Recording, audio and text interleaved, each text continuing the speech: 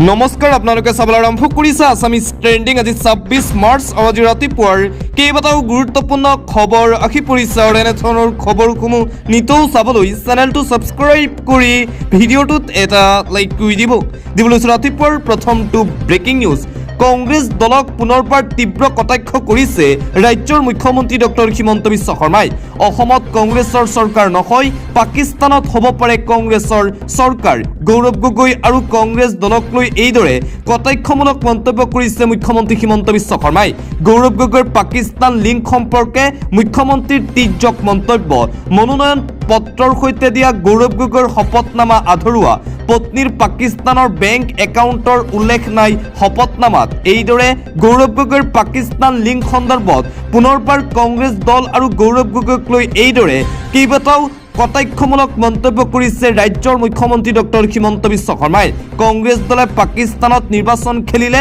জয়ী হ'ব বুলি মন্তব্য মুখ্যমন্ত্ৰী ডক্টৰ হিমন্ত বিশ্ব শৰ্মাৰ দিবলৈ চোৱা আন এটা গুৰুত্বপূৰ্ণ খবৰ বিজেপি দল শাসনৰ পৰা গলেই বিজেপি ত্যাগ কৰা প্ৰথমজন ব্যক্তি হ'ব হিমন্ত বিশ্ব শৰ্মা কংগ্ৰেছত যোগদান কৰিবলৈ চেষ্টা কৰি আছে কিন্তু হিমন্ত বিশ্ব শৰ্মাক কংগ্ৰেছ দলত গ্ৰহণ কৰা নহ'ব হিমন্ত বিশ্ব শৰ্মা কংগ্ৰেছলৈ আহিব বিচাৰিলেও আমি হিমন্ত বিশ্ব শৰ্মাক কংগ্ৰেছ দলত নলওঁ এইদৰে মুখ্যমন্ত্ৰী হিমন্ত বিশ্ব শৰ্মাৰ সন্দৰ্ভত মন্তব্য কৰিছে প্ৰদেশ কংগ্ৰেছৰ সভাপতি গৌৰৱ গগৈয়ে বিজেপিৰ চৰকাৰ অসমৰ পৰা বিদায় ল'লেই বিজেপি ত্যাগ কৰা প্ৰথমজন ব্যক্তি হ'ব হিমন্ত বিশ্ব শৰ্মা কাৰোৰে পক্ষত নাই সমগ্ৰ অসমৰ ৰাইজে হিমন্ত বিশ্ব শৰ্মাক আগন্তুক বিধানসভা নিৰ্বাচনত বিদায় দিব বিচাৰিছে হিমন্ত বিশ্ব শৰ্মাক এইবাৰ অসমৰ ৰাইজে বিদায় দিব অসমৰ পৰা এইদৰে ৰাজ্যৰ মুখ্যমন্ত্ৰী ডক্টৰ হিমন্ত বিশ্ব শৰ্মাৰ সন্দৰ্ভত কেইবাটাও বিস্ফোৰক মন্তব্য কৰে প্ৰদেশ কংগ্ৰেছৰ সভাপতি তথা যোৰহাট বিধানসভা সমষ্টিৰ কংগ্ৰেছৰ প্ৰাৰ্থী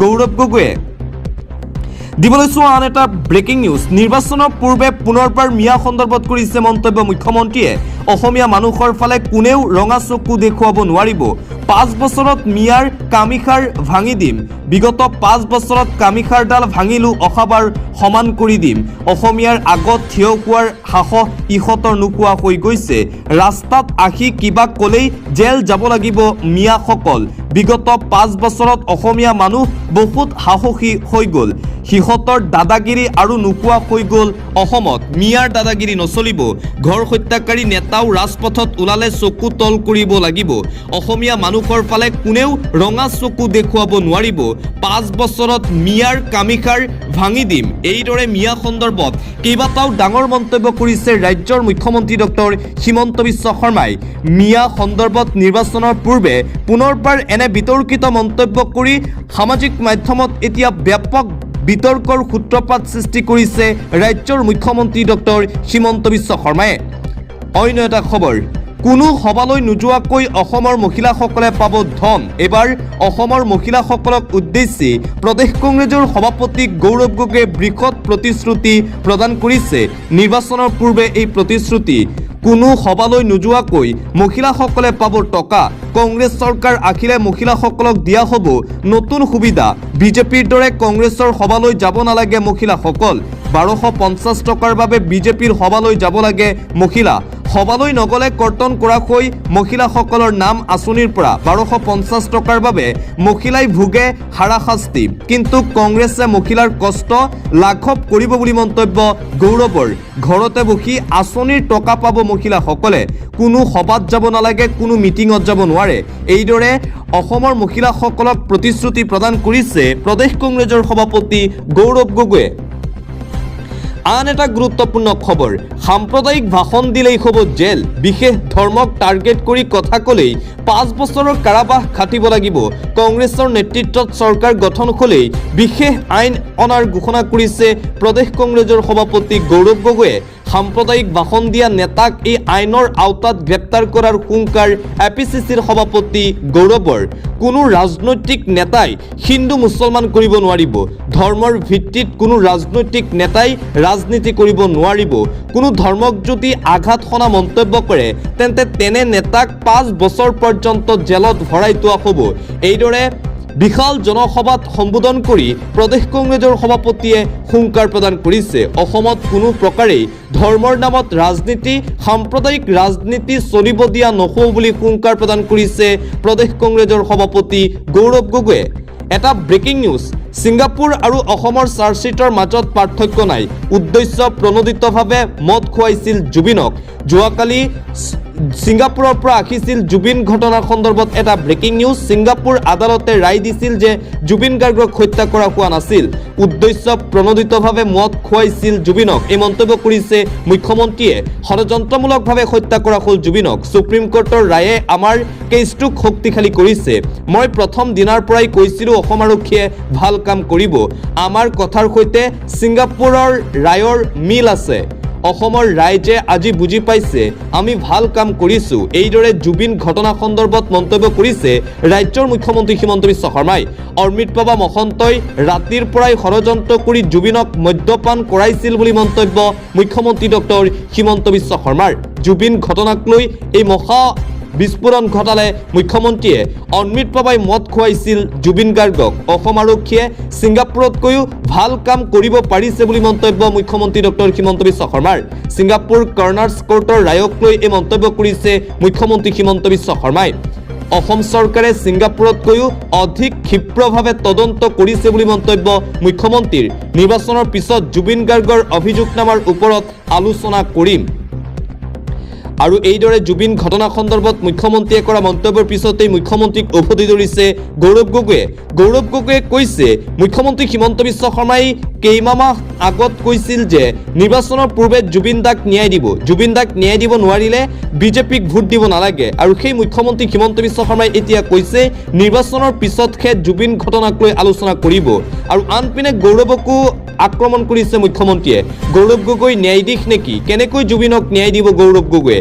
এজন মুখ্যমন্ত্ৰীয়ে কেনেকৈ ন্যায় দিব পাৰে জুবিন গাৰ্গক? পাকিস্তানৰ পৰা দৰমুখা লোৱা একাউণ্ট কিয় লুকুৱাই ৰাখিছে গৌৰৱ গগৈয়ে? গৌৰৱ গগৈক জুবিনক লৈ ৰাজনীতি নকৰিবলৈ এক প্ৰকাৰ সকিয়নি প্ৰদান কৰিছে মুখ্যমন্ত্ৰী হিমন্ত বিশ্ব শৰ্মাই। লগতে লুৰিণজ্যোতি গগৈকো উভতি ধৰিছে মুখ্যমন্ত্ৰীয়ে। ন্যায় আদালতে দিয়ে, লুৰিণজ্যোতি গগৈয়ে ন্যায় দিব নেকি? উচ্চ ন্যায়ালয়ৰ বাবে তেওঁ চেষ্টা কৰি আছে নে বিধায়কৰ বাবে? তেওঁলোকৰ সেইবাবে এটাই এজেণ্ডা, লুৰিণজ্যোতি গগৈৰ বিয়া পাতি দিয়া। লুৰিণজ্যোতি গগৈৰ বিয়া সোনকালে হওক, শুভেচ্ছা দিছোঁ। বিয়াৰ বাবে আগতীয়াকৈ লুৰিণজ্যোতি গগৈক শুভেচ্ছা দি এইদৰে মন্তব্য কৰিছে ৰাজ্যৰ মুখ্যমন্ত্ৰী ডক্টৰ হিমন্ত বিশ্ব শৰ্মাই।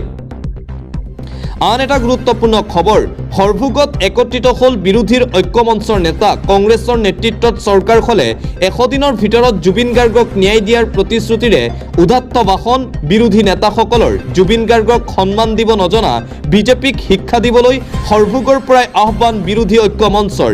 বিজেপিৰ জনবিৰোধী নীতিৰ অৱসান ঘটাবলৈ ৰাইজে এইবাৰ ভোটদান কৰিব বুলি মন্তব্য বিৰোধী নেতাসকলৰ। ইপিনে তিনি গগৈৰ নেতৃত্বত উজনি অসমত বিজেপিৰ বিৰুদ্ধে সুনামি আহিব বুলি মন্তব্য কৰিছে শিৱসাগৰ সমষ্টিৰ বিধায়ক তথা ৰাইজৰ দলৰ সভাপতি অখিল গগৈয়ে। মুঠতে সৰভোগত তিনি গগৈ একত্ৰিত হৈ বিজেপি চৰকাৰৰ বিৰুদ্ধে 26ৰ বিধানসভা নিৰ্বাচনৰ ৰণডংকা বজালে। পৰৱৰ্তী খবৰ, ছিংগাপুৰৰ কোৰ্টে এনেকুৱা এটা ৰায় দিছে যাৰ বাবে অভিযুক্তসকলে সুবিধা সকাহ পাই গ'ল। ছিংগাপুৰ কোৰ্টৰ মতে এতিয়া এক প্ৰকাৰে শ্যামকানু মহন্ত, সিদ্ধাৰ্থ শৰ্মা ৰেহাই পাই গ'ল। জুবিন দাৰ মৃত্যুক লৈ বহুত আলোচনা হ'ল। অসম আৰক্ষী ছিংগাপুৰলৈ গ'ল। জুবিন গাৰ্গৰ গোচৰৰ ৰায়দানক লৈ এইদৰে বিজেপি চৰকাৰৰ বিৰুদ্ধে সৰব হৈ পৰিছে প্ৰদেশ কংগ্ৰেছৰ সভাপতি গৌৰৱ গগৈ।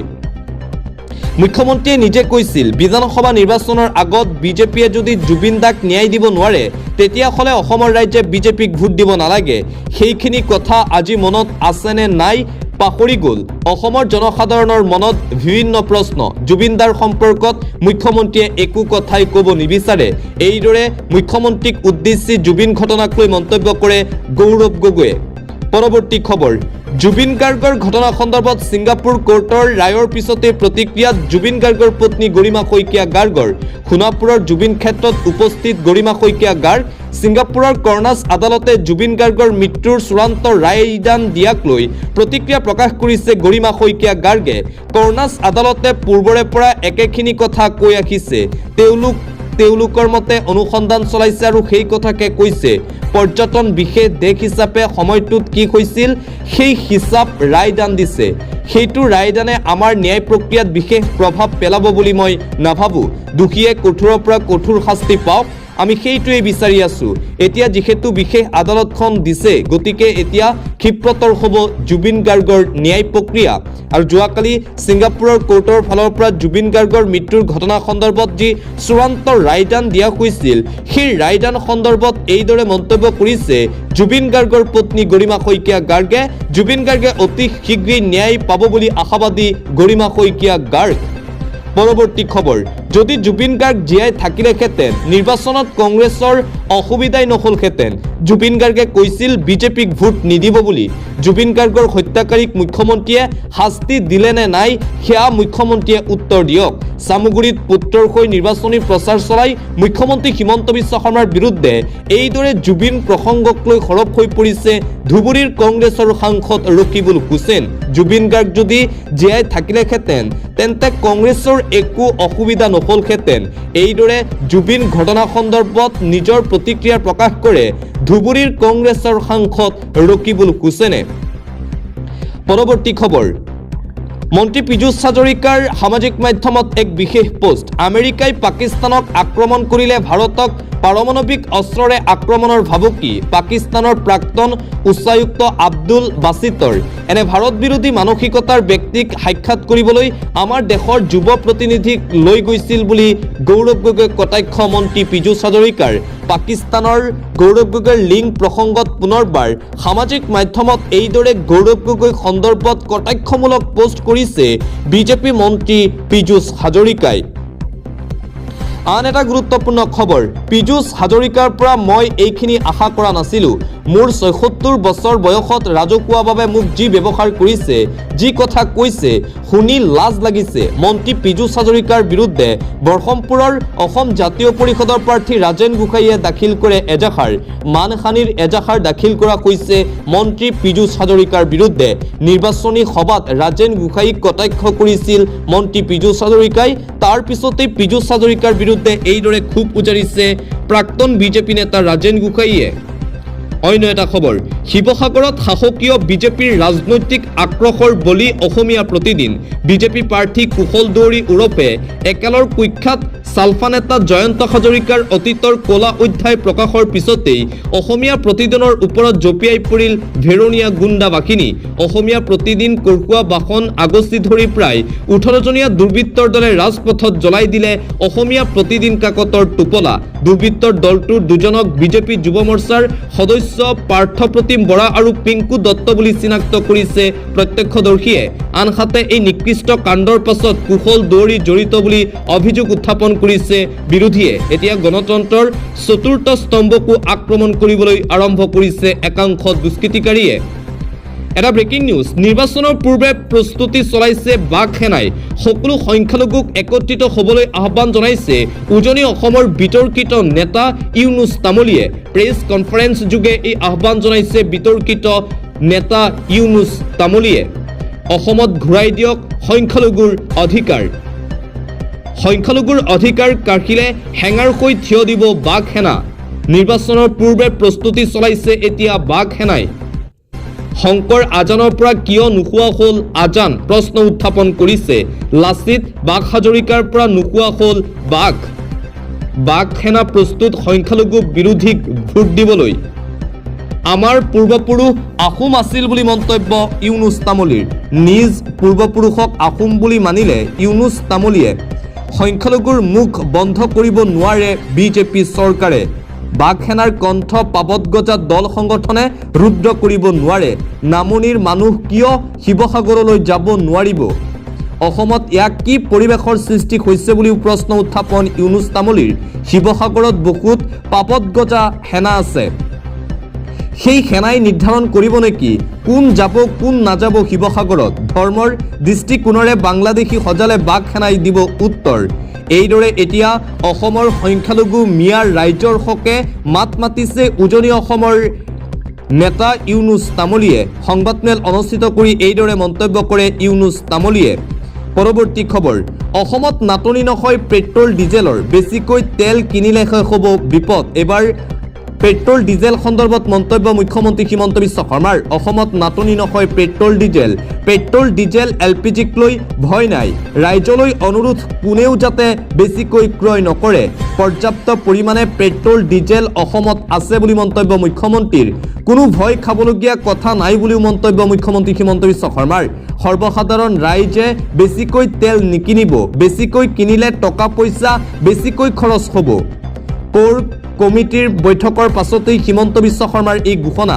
অসমত নাটনি নহয় পেট্ৰল ডিজেল ক্ৰয়ৰ বাবে তেল ডিপুসমূহত দেখিবলৈ পোৱা গৈছিল দীঘলীয়া ভিৰ, আৰু তাৰ পিছতেই ৰাজ্যৰ মুখ্যমন্ত্ৰী ডক্টৰ হিমন্ত বিশ্ব শৰ্মাই সমগ্ৰ অসমবাসীৰ ৰাইজক উদ্দেশ্যি এই বিশেষ মন্তব্য আগবঢ়ায়। পৰৱৰ্তী খবৰ, পুৱা 8 বজাৰ পৰা নিশা 10 বজালৈ খোলা থাকিব পেট্ৰল পাম্প খোলা থকাৰ নতুন নীতি নিৰ্দেশনা ইতিমধ্যেই জাৰি কৰা হৈছে। নিশা 10 বজালৈকেহে খোলা থাকিব পেট্ৰল পাম্প। পুৱা 8 বজাৰ পৰা খোলা থাকিব পেট্ৰল পাম্পসমূহ। সংকটকালীন পৰিস্থিতি আৰম্ভ হ'ল নেকি দেশত? তেল শোধনাগাৰে বান্ধি দিলে এই লিমিট পেট্ৰল পাম্পসমূহক। NRL পেট্ৰল পাম্পৰ store limit 40,000 litre, premium petrol store limit 20,000 litre. 30,000 লিটাৰৰ ওপৰত বন্ধ কৰি দিয়া হৈছে যোগান। পূৰ্বতকৈ 50% কমাই দিয়া হৈছে যোগান। পূৰ্বে দৈনিক 2খন টেংকাৰ আহিছিল, এতিয়া দুদিনত মাত্ৰ আহে 1খন টেংকাৰ। পেট্ৰল পাম্পসমূহক লৈ এই নতুন নীতি নিৰ্দেশনা জাৰি কৰা হৈছে। মধ্যপ্ৰাচ্যৰ যুদ্ধৰ বাবে সমগ্ৰ বিশ্বতেই প্ৰভাৱ পৰিছে। পেট্ৰল ডিজেলৰ দাম ইতিমধ্যেই বিশ্বৰ কেইবাখনো ৰাষ্ট্ৰত বৃদ্ধি পাইছে। ভাৰততো তাৰ ব্যাপক প্ৰভাৱ ইতিমধ্যেই দেখিবলৈ পোৱা গৈছে, যাৰ বাবে পেট্ৰল পাম্পসমূহক লৈ এই নতুন সিদ্ধান্ত গ্ৰহণ কৰা হৈছে যে পেট্ৰল পাম্পসমূহৰ ৰাতিপুৱা 8 বজাৰ পৰা নিশা 10 বজালৈকেহে খোলা ৰাখিব পাৰিব। আৰু মধ্যপ্ৰাচ্যৰ যুদ্ধৰ বাবে এই সিদ্ধান্ত গ্ৰহণ কৰিছে পেট্ৰল পাম্প কৰ্তৃপক্ষই, যাতে কোনো ধৰণৰ নাটনি নহয়, গ্ৰাহকসকলে যাতে অতিৰিক্ত পেট্ৰল ডিজেল ক্ৰয় নকৰে, তাৰ বাবে এই সিদ্ধান্ত গ্ৰহণ কৰা হৈছে। পৰৱৰ্তী খবৰ, অসম জাতীয় পৰিষদৰ নিৰ্বাচনী ইস্তাহাৰ প্ৰকাশ। কি আছে AJPয়ে প্ৰকাশ কৰা নিৰ্বাচনী ইস্তাহাৰত, জানি লওক সবিশেষ। লুৰিণজ্যোতি গগৈয়ে সংবাদমেল সম্বোধন কৰি ঘোষণা কৰিছে, প্ৰকাশ পালে অসম জাতীয় পৰিষদৰ নিৰ্বাচনী ইস্তাহাৰ। মূলতঃ 25টা বিষয়ক গুৰুত্ব দি নিৰ্বাচনী ইস্তাহাৰ AJPৰ। কি আছে AJPয়ে প্ৰকাশ কৰা নিৰ্বাচনী ইস্তাহাৰত? AJPৰ ইস্তাহাৰত অসম চুক্তি আৰু সাংবিধানিক সুৰক্ষাৰ প্ৰসংগ। অসমীয়া ভাষাক দিয়া হ'ব সৰ্বোচ্চ চৰকাৰী মৰ্যাদা, স্থাপন কৰা হ'ব জুবিন গাৰ্গ ফিল্ম চিটি। জাতীয় সমস্যা হিচাপে গ্ৰহণ কৰা হ'ব জনজাতীয় সমস্যাক। ৰাষ্ট্ৰীয় দুৰ্যোগ হিচাপে স্বীকৃতি আদায় কৰা হ'ব। ৰাজ্যিক বৃত্তি আৰু অৰ্থনৈতিক উদ্যোগ আৰু বাণিজ্যিক দিব গুৰুত্ব। কৃষিখণ্ড, ভূমি ব্যৱস্থাৰ সংস্কাৰ আৰু আধুনিকীকৰণ। তাঁত, ৰেচম আৰু বনয় শিল্পত গুৰুত্ব। স্বাস্থ্য আৰু পৰিয়াল কল্যাণ, সমবায় খণ্ডৰ পুনৰ্জীৱন। শিক্ষা আৰু মানৱ সম্পদ বিকাশ, যুৱ নীতি আৰু নিবনুৱা সমস্যা। মহিলা সক্ষমতা আৰু শিশু বিকাশ। গৃহ বিভাগ আৰু আইন শৃংখলা, সামাজিক সম্প্ৰীতি আৰু জাতীয় ঐক্য। পৰিবহণ আৰু যোগাযোগ, পৰিৱেশ আৰু জলবায়ু পৰিৱৰ্তনক লৈও প্ৰতিশ্ৰুতি। ইস্তাহাৰ প্ৰকাশ কৰা হৈছে। অন্য এটা খবৰ, উত্তপ্ত পৰিস্থিতি। নিৰ্বাচনী প্ৰচাৰ চলাবলৈ যোৱা কংগ্ৰেছী বিধায়ক আসিফ নাজাৰক এইবাৰ পহু খেদা দিছে ৰাইজে। নিৰ্বাচনী প্ৰচাৰ চলাবলৈ গৈ বিপদত কংগ্ৰেছ প্ৰাৰ্থী। নিৰ্বাচনী প্ৰচাৰত উত্তপ্ত পৰিস্থিতিৰ সৃষ্টি হৈছে লাহৰীঘাট সমষ্টিত। লাহৰীঘাটৰ বিধায়ক আসিফ মহম্মদ নাজাৰক পহু খেদা। জাগিৰোড সমষ্টিৰ 2টা পঞ্চায়তত এই ঘটনা সংঘটিত হৈছে। নিৰ্বাচনী প্ৰচাৰ চলাবলৈ যোৱা কংগ্ৰেছ প্ৰাৰ্থীক খেদিলে ভোটাৰে। আধাতে প্ৰচাৰ সামৰি পলায়ন কৰিবলৈ বাধ্য হ'ল বিধায়ক আসিফ নাজাৰ। জনতাৰ গৰ্জনত উত্তাল হাছেনাবৰী বজাৰ। বিধায়ক উপস্থিত হোৱাৰ লগে লগেই সৃষ্টি হৈছিল অপ্ৰীতিকৰ পৰিস্থিতি। হাছেনাবাৰীত নিৰ্বাচনী প্ৰচাৰ চলাবলৈ গৈছিল আসিফ মহম্মদ নাজাৰ। উত্তেজিত ভোটাৰে বিধায়কগৰাকীক ঘেৰি ধৰি সাব্যস্ত কৰে তীব্ৰ প্ৰতিবাদ। একাংশ উত্তেজিত ৰাইজে বিধায়কগৰাকীক খেদি পঠিয়াই উপায়ন্তৰ হৈ নিৰ্বাচনী সভা আধাতে এৰিলে কংগ্ৰেছৰ বিধায়ক আসিফ নাজাৰে। পৰৱৰ্তী খবৰ, চুমা বাবাৰ কথা মোক নুসুধিব। চুমা বাবাৰ কথা মোৰ ক'বলগীয়াও নাই। ৰূপজ্যোতি কৰ্মীৰ কথা মৰিয়নিৰ ৰাইজে, অসমৰ ৰাইজে জানে। অখিল গগৈক তীব্ৰ সমালোচনা কৰিছে মৰিয়নি সমষ্টিৰ বিজেপি বিধায়ক ৰূপজ্যোতি কৰ্মীয়ে। পুনৰবাৰ অখিল গগৈক চুমা বাবা আখ্যা দি এইদৰে শিৱসাগৰ সমষ্টিৰ বিধায়ক তথা ৰাইজৰ দলৰ সভাপতি অখিল গগৈ সন্দৰ্ভত সৰব হৈ পৰিছে বিধায়ক ৰূপজ্যোতি কৰ্মী। ৰূপজ্যোতি কৰ্মীয়ে কৈছে, পুনৰবাৰ মৰিয়নি সমষ্টিবাসীৰ ৰাইজে মোক ভোট দিব আৰু মই পুনৰবাৰ বিধায়ক হ'ম মৰিয়নি সমষ্টিত। পৰৱৰ্তী খবৰ, আহোম জনগোষ্ঠীক ৰাজনৈতিকভাৱে অৱহেলা কৰিছে ভাৰতীয় জনতা পাৰ্টীয়ে। অসমৰ কেইবাটাও জনগোষ্ঠীৰ প্ৰতিনিধিক প্ৰাৰ্থিত্ব নিদিয়াটো দুৰ্ভাগ্যজনক। নিৰ্বাচনৰ প্ৰাকখনত বিজেপিৰ বিৰুদ্ধে এইদৰে সৰব হৈ পৰিছে অসম জাতীয়তাবাদী যুৱ ছাত্ৰ পৰিষদৰ নেতা পলাশ চাংমাই। পলাশ চাংমাই কৈছে, আহোম জনগোষ্ঠীক ৰাজনৈতিকভাৱে অৱহেলা কৰিছে ভাৰতীয় জনতা পাৰ্টীৰ দলটোৱে। অসমৰ কেইবাটাও জনগোষ্ঠীৰ প্ৰতিনিধিক প্ৰাৰ্থিত্ব নিদিয়াটো দুৰ্ভাগ্যজনক কথা বুলি মন্তব্য কৰিছে এজেৱাইচিপি নেতা পলাশ চাংমাই। আন এটা গুৰুত্বপূৰ্ণ খবৰ, বিজেপি প্ৰদ্যুৎ বৰদলৈ সন্দৰ্ভত মুখ্যমন্ত্ৰী ডক্টৰ হিমন্ত বিশ্ব শৰ্মাৰ ডাঙৰ মন্তব্য। দিছপুৰ সমষ্টিত অভিলেখ ভোটত জয়ী হ'ব প্ৰদ্যুৎ বৰদলৈ। ৰেকৰ্ড গঢ়ি এইবাৰ জয়ী হ'ব প্ৰদ্যুৎ বৰদলৈ। বিজেপি প্ৰদ্যুৎ বৰদলৈৰ ৰাজনৈতিক ভৱিষ্যত সন্দৰ্ভত এইদৰে যোৱাকালি সংবাদ মাধ্যমৰ আগত মন্তব্য কৰে ৰাজ্যৰ মুখ্যমন্ত্ৰী ডক্টৰ হিমন্ত বিশ্ব শৰ্মাই। অন্য এটা খবৰ, ঘৰত কোনো নথকাৰ সুযোগত 11 বছৰীয়া কন্যাৰ সৈতে সংঘটিত কৰিছিল কুকাণ্ড। লম্পট শংকৰ দাসক 10 বছৰ কাৰাদণ্ড, 5,000 টকাৰ জৰিমনা। বকো আৰক্ষী থানাত ৰুজু হোৱা গোচৰৰ আধাৰত কামৰূপ পক্সো আদালতৰ এই চূড়ান্ত ৰায়দান। লম্পটগৰাকীৰ বিৰুদ্ধে এই চূড়ান্ত ৰায়দান প্ৰদান কৰা হৈছে। ঘৰত কোনো নথকাৰ সুযোগত 11 বছৰীয়া কন্যাৰ সৈতে সংঘটিত কৰিছিল এই কুকাণ্ড শংকৰ দাসে। পৰৱৰ্তী খবৰ, বন্ধ হ'ল তালাক হালাল শৰীয়ত আইন। গুজৰাটত বলবৎ UCC। গুজৰাটত ইতিমধ্যেই বলবৎ হৈছে বিতৰ্কিত UCC। বন্ধ হ'ল তালাক, বন্ধ হ'ল হালাল, বন্ধ হ'ল শৰীয়ত আইন। গুজৰাটত ইতিমধ্যেই বলবৎ হৈছে বিতৰ্কিত UCC। উত্তৰাখণ্ডৰ পাছত গুজৰাটত গৃহীত হ'ল UCC। বিবাহ বিচ্ছেদ, লিভ ইনত আহিব প্ৰতিবন্ধকতা। বিবাহৰ পঞ্জীয়ন হ'ব বাধ্যতামূলক। জোৰকৈ বিবাহ দিলে 7 বছৰ পৰ্যন্ত জেল দিয়া হ'ব। লিভ ইনত থাকিলে কৰিব লাগিব ৰেজিষ্ট্ৰেশ্যন। আদালতৰ নিৰ্দেশ অবিহনে কৰিব নোৱাৰিব বিবাহ বিচ্ছেদ, অন্যথা 3 বছৰ জেল হ'ব ব্যক্তিৰ। অন্য এটা খবৰ, এক্সিট পলক লৈ আহি গ'ল ডাঙৰ খবৰ। 29 এপ্ৰিল পৰ্যন্ত দিব নোৱাৰিব এক্সিট পল। এক্সিট পলক লৈ নিৰ্বাচন আয়োগৰ ফালৰ পৰা ডাঙৰ ঘোষণা কৰা হৈছে। 29 এপ্ৰিল পৰ্যন্ত দিব নোৱাৰিব কোনো এক্সিট পল বা মতামত সমীক্ষা। নিৰ্বাচন আয়োগে জাৰি কৰিছে এই নিষেধাজ্ঞা। এক্সিট পলক লৈ এই নিষেধাজ্ঞা জাৰি কৰা হৈছে ইলেকশ্যন কমিশ্যনৰ ফালৰ পৰা। 9 এপ্ৰিল পুৱা 7 বজাৰ পৰা 29 এপ্ৰিলৰ পুৱা 6:30 বজালৈ এই নিষেধাজ্ঞা ৰাজ্যৰ নিৰ্বাচন আয়োগৰ পৰা জাৰি কৰা হৈছে। এই নতুন নীতি নিৰ্দেশনা এক্সিট পলক লৈ। বতৰক লৈ এটা গুৰুত্বপূৰ্ণ খবৰ, সাৱধান বতৰে লৈছে কাল ৰূপ। প্ৰচণ্ড ধুমুহা, শিলাবৃষ্টি, 15খনকৈ জিলালৈ এলাৰ্ট। সাৱধান, যিকোনো সময়তেই বতৰে ল'ব পাৰে কাল ৰূপ। বিগত কেইবাদিনৰ পৰা ভিন্ন প্ৰান্তত বতৰে কাল ৰূপ ধাৰণ কৰিছে। ৰাজ্যৰ 15খনকৈ জিলাত এলাৰ্ট জাৰি কৰিছে আঞ্চলিক বতৰ বিজ্ঞান কেন্দ্ৰই। আজিৰ দিনটোতো ৰাজ্যৰ প্ৰান্তে প্ৰান্তে প্ৰচণ্ড শিলাবৃষ্টি, বৰষুণ। ৰাজ্যৰ কেইবাটাও প্ৰান্তত বহু পৰিয়ালৰ বাসগৃহ বিধ্বস্ত হৈছে। অনাগত কেইবাদিনলৈ ৰাজ্যত বতৰে কালৰূপ লোৱাৰ সম্ভাৱনা আছে। মঙলবাৰে বিহপুৰীয়াৰ বিভিন্ন প্ৰান্তত প্ৰচণ্ড ধুমুহা আৰু বৰষুণ হৈছিল। ধুমুহাৰ ফলত বিহপুৰীয়াৰ ভিন্ন প্ৰান্তত বিস্তৰ ক্ষতিসাধন হোৱাৰ খবৰ। পথত উভালি পৰিল প্ৰকাণ্ড গাছ, ভাঙিল বাসগৃহ। লখিমপুৰৰো বিভিন্ন প্ৰান্তত প্ৰচণ্ড ধুমুহা আৰু বৰষুণ, যাৰ বাবে আঞ্চলিক বতৰ বিজ্ঞান কেন্দ্ৰই পুনৰবাৰ ৰাজ্যৰ 15খনকৈ জিলাত বতৰক লৈ এই এলাৰ্ট জাৰি কৰা হৈছে। সকলোকে সাৱধান আৰু সতৰ্ক হৈ থাকিবলৈ আহ্বান জনোৱা হৈছে আঞ্চলিক বতৰ বিজ্ঞান কেন্দ্ৰৰ ফালৰ পৰা। য়েল্লো এলাৰ্ট, অৰেঞ্জ এলাৰ্টো জাৰি কৰা হৈছে।